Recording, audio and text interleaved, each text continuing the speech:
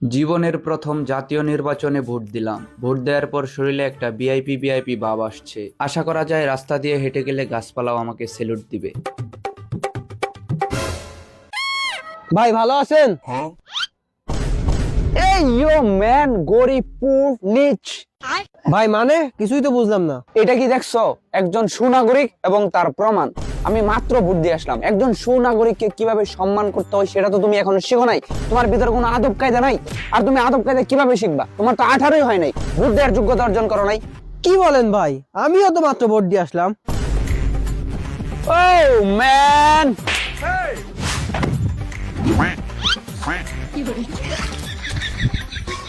ভাই কয়টা বাজে? একটু ঘড়িটা দেখেন না ভাই, কয়টা বাজে? যেতে হবে ভাই, একটু দেখেন না কয়টা বাজে। এই মিয়া, ঘড়ি কি এখানে থাকে? দেখেন তো এখানে থাকে। ঘড়ি ভালো করে দেখেন তো এখানে থাকে। ও ভাই সরি, আমার কাছে তো মোবাইল আছে, সরি ভাই। জাতীয় নির্বাচনে ভোট দিয়ে আসার পরে যদি এই বাড়ির মানুষ আমার সাথে আগের মতো ব্যবহার করে, কোনো যদি সম্মান না দেয়, তাহলে আমি বাড়ি ছেড়ে চলে যাবো। তুই তো শালা একটা কুত্তা রে, তোরা কেউ 2 আনা পয়সার দাম দেয়? এই দেখ, ভোট দিয়ে আসলাম, দেখ দেখ, একজন সুনাগরিক তোর সামনে বসে আছে। হ্যালো ভাই, এইদিকে এইদিকে, দুইটা চা দিয়েন তো, দুইটা।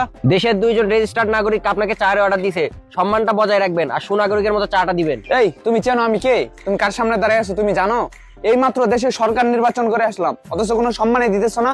আরে বাড়া, কেউ তো সালামি দিতেছে না, বুঝলাম না, সম্মানই পাইলাম না। এবার তো ভোট দিয়ে দেখলাম কেমন লাগে, ভাবতেছি আগামীবার ডাইরেক্ট নির্বাচন করে দেখবো কেমন লাগে। দেশের একজন সম্মানিত নাগরিক আপনার সাথে দেখা করতে আসছে, আপনি একটা লাল গালিচা বিছায় রাখতেন।